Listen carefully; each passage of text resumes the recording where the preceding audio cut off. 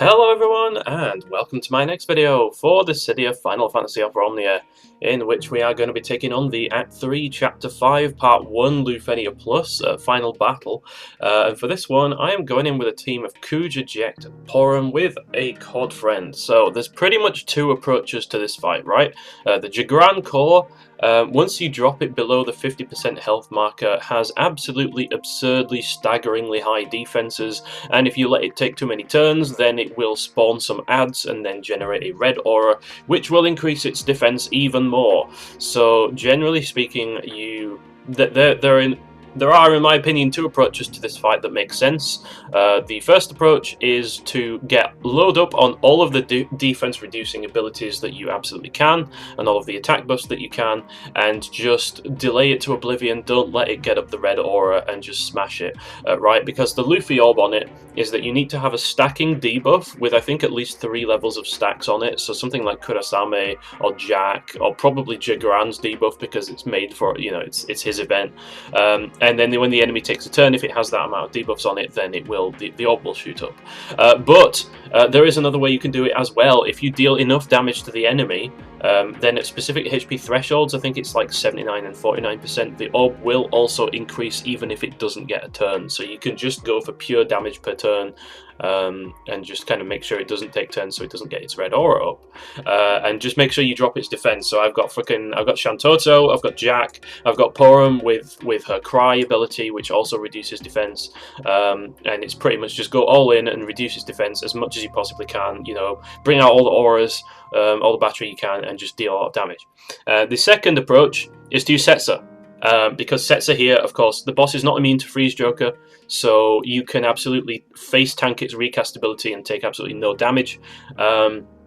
And his LD ability will, of course, no-sell all of the defense increases, because it doesn't absorb damage, it only reduces it because of high defense. So if you bring someone like Van, for example, or Zack, or Tifa, or anyone with a high amount of bravery hits in their kit, or someone like COD would be ideal as well, or Ace, you know, there are a lot of characters that go well with Setzer, and you just click the LD button, and then all of a sudden you're dealing rainbow damage, so you don't need to worry about the defense.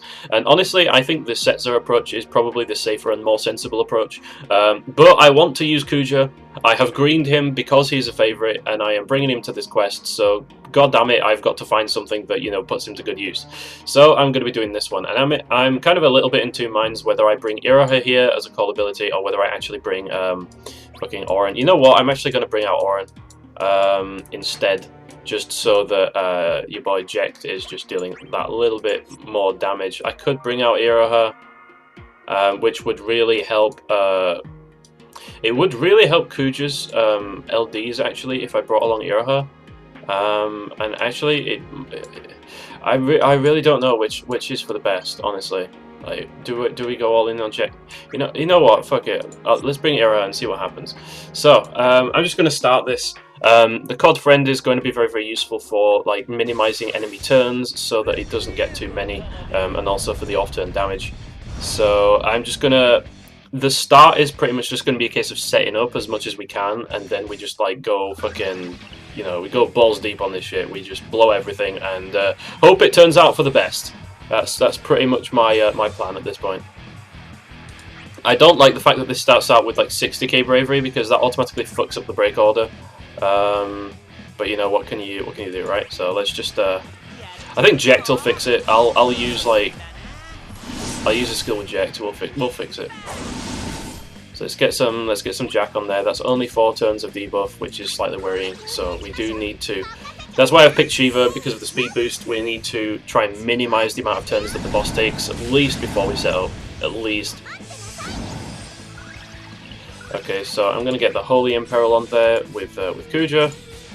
I'm not going to use Iroha until Kuja's going to use his burst. Pretty much. Okay, that's good. And obviously we're not going to use this until we know we can delay the enemy. So for the time being, I'm just going to rely on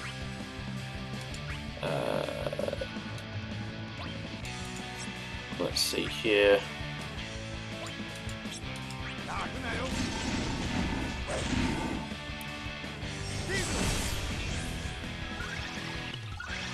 What kind of turn rate do we get if we do this?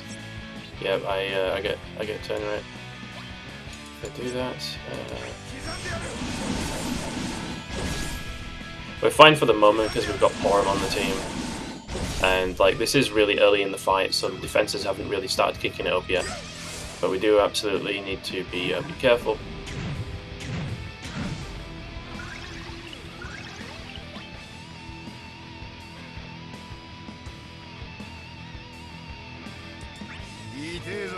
Should be fine to do this for the instant break.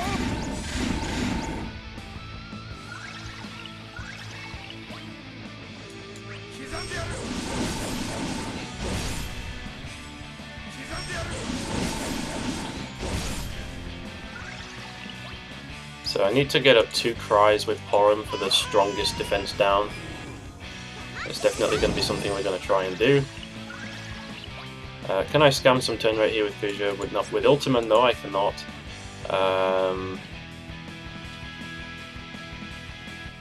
Okay, so honestly, I think I'm going to go in with Kuja's burst here.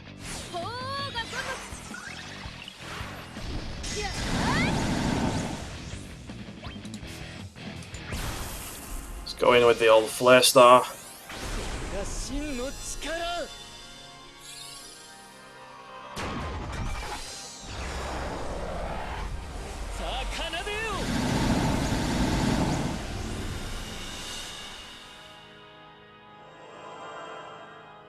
And B is not dead yet, which is kind of... don't know what to make of that.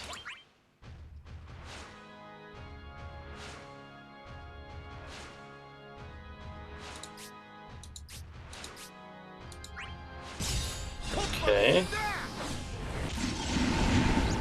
One thing I do really like, I think Kuja's burst effect is really strong because like the amount of bravery damage, like bonus bravery damage you get off it is pretty formidable. Okay, so let's Beast Rush here because I can tell that he takes another turn, so we can squeeze in another turn here, absolutely.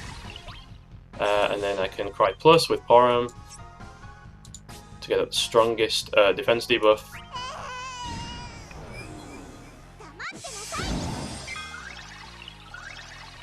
And like this would be a perfect time to use Seraphic Star, but the fact that we've got B on the field, I kind of don't want to do that actually. I really don't. I don't want to take extra turns, and I don't want to break B. What I want to do is I want to HP attack here, purely and simply, so that I can use Jecht's burst finisher here to get the bonus turn, right?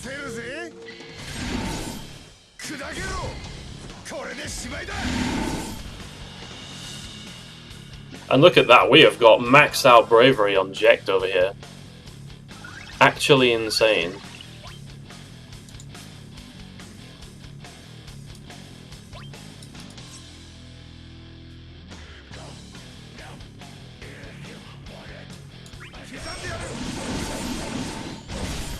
Wow, just look at this damage from this skill 2. That should be illegal. 1.2 million damage from a Jecht Slash. That is what we like to see, right there. Okay, so it's going to change attacks and completely fail to break Kuja. We'd love to see it. So now you see it's actually gone up to 13. So what I am now going to do, what I would love to do is I would love to battery Kuja, but kind of can't really afford to do that at the moment. I'm just going to swap out for Cord. And just gonna burst. And this is where we just kind of want the enemy to just not take any turns ever again, if we can help it.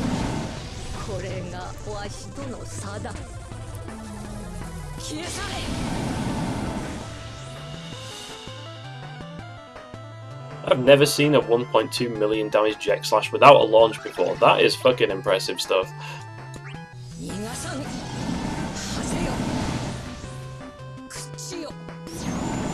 Okay, so we need to, of course, make sure to use up the Cod's burst with Jecht before it goes away. So, like when it's on 1 turn left or whatever.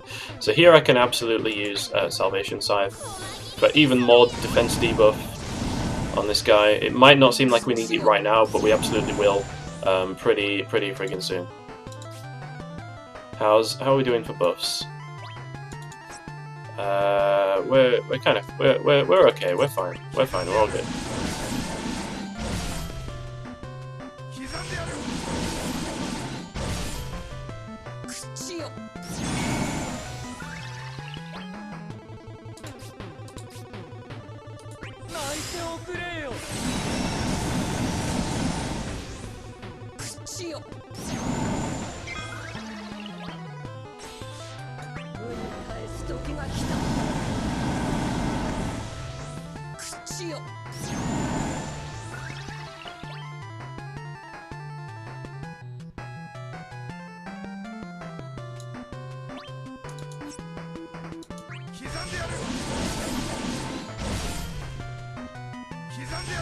Okay, so Cloud of Darkness is probably going to get a turn here. Yeah, there we go.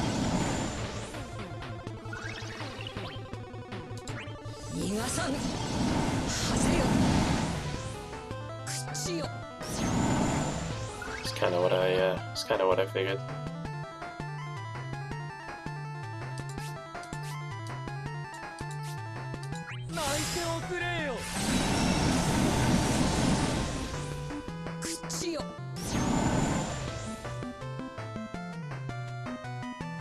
So now we are below the 50% marker, so its defenses are absolutely as high as they will go. I'm gonna use Rage Bio here, just to basically just try and get as many turns as I can off of COD. So COD is still dealing very high damage, which is excellent.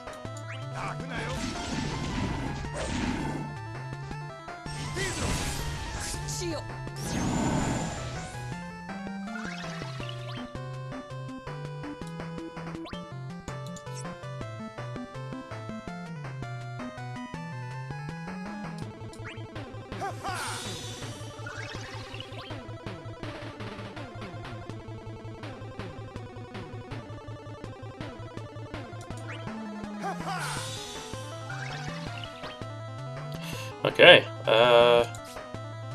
let's just go into the burst.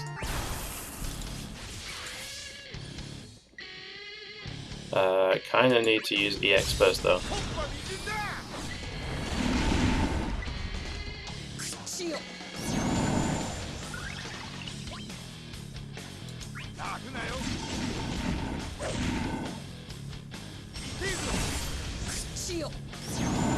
And let's just pile on the numbers.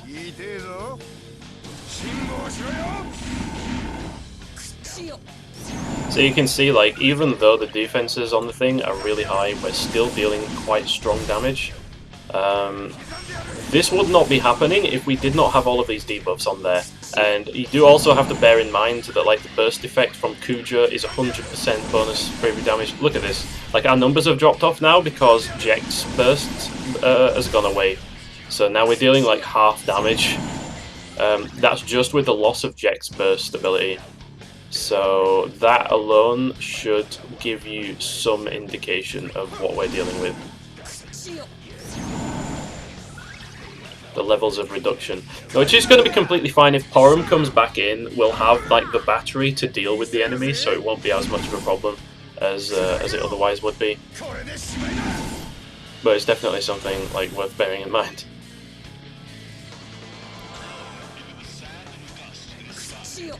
Well, there goes COD's free turn coming in after this.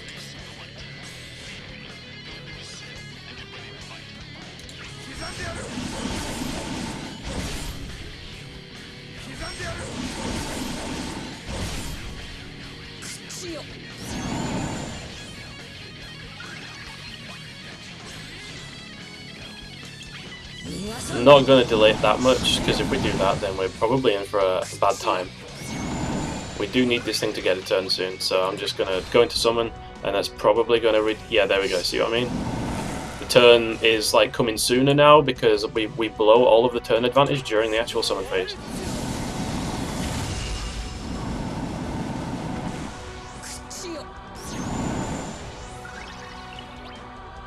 Okay... keep on pelting it with Jecht slashes.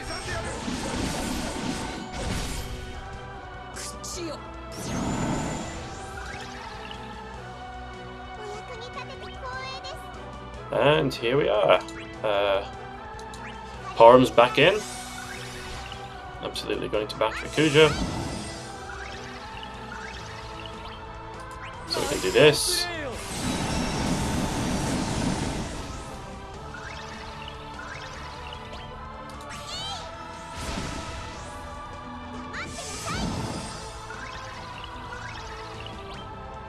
Oh dear.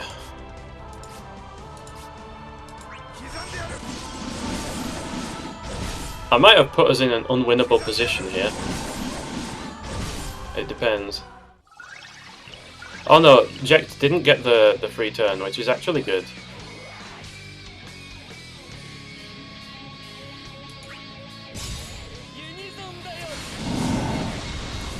Okay, we might actually be completely fine because the boss will have a turn left. It will have a turn on the orb when it takes a turn, and I just have to hope that, like, even though it goes to 0, it's going to tick back up again. Because if it doesn't, then we're in trouble. Okay, we're in for a spot of trouble.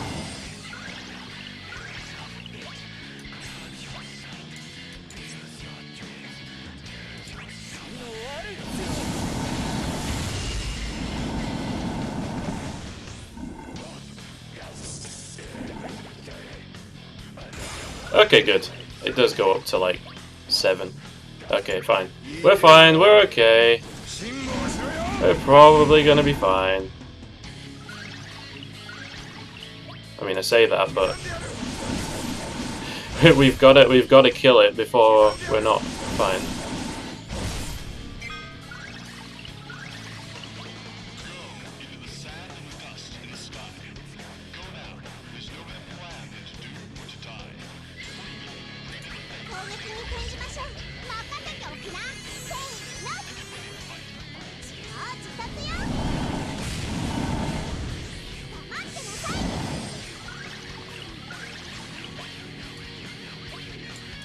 Okay, that's okay.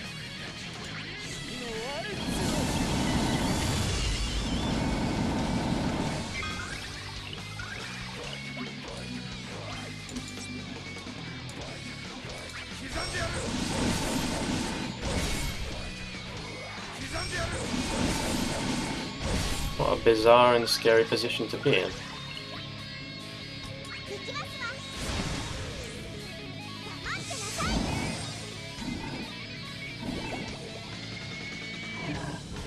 Okay. Now our debuff has worn off, so we absolutely have to kill it. And without the Jack debuff, I don't know where our damage is going to be, but it's not going to be good. So let's just LD it.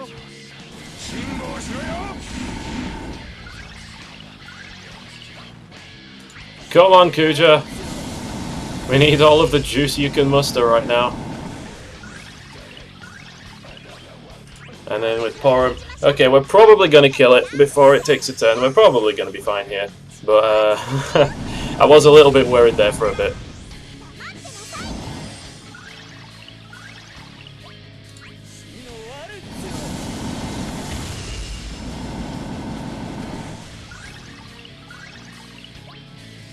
Okay, well then, Jecht, time to bring it home. There we go, that is going to be the Act 3, Chapter 5, Part 1, LUFENIA against the Jecht Corps. I mean, this one was kind of made possible because I had green Jecht and green Kuja, right? Not everyone's going to have that, so if that's the case, I would highly recommend you dig out your Setzer and you use your best characters with like single click damage, so like Varn, Tifa, Zack, Ace, COD, you know, characters like that. Characters that can capitalize on the Setzer's LD debuff. And if the thing's going to use its recast ability, just use Freeze Joker and you'll be completely fine. But that is going to be all for today, folks. Thanks everyone for watching. I hope you guys all enjoyed, and I will catch you in the next one. So until then, take care and goodbye.